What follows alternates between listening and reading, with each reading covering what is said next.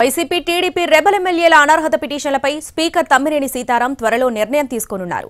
అనర్హత పిటిషన్లపై విచారణ ముగిసినట్లు లేఖలో పేర్కొన్నారు స్పీకర్. 8 మంది టీడీపీ, వైసీపీ రెబల్ ఎమ్మెల్యేలకు స్పీకర్ పేషీ నుంచి లేఖలందాయి. రెబల్ ఎమ్మెల్యేల విషయంలో ఇక విచారణలు ఉండబోవని లేఖలో ఏపీ స్పీకర్ తమ్మినేని సంకేతాలిచ్చారు. అనర్హత పిటిషన్లపై తన నిర్ణయాన్ని రిజర్వ్లో పెట్టారాయన. విచారణకు అవకాశం ఇచ్చినా సద్వినియోగం చేసుకోలేదని లేఖలో ప్రస్తావించారు స్పీకర్. ఈ నెల 19న చివరి విచారణ ఉందన్నా హాజరు కాలేదని ఆగ్రహం వ్యక్తం చేశారు. అనర్హత పిటిషన్లపై న్యాయ నిపుణుల సలహాలు తీసుకున్నారు స్పీకర్.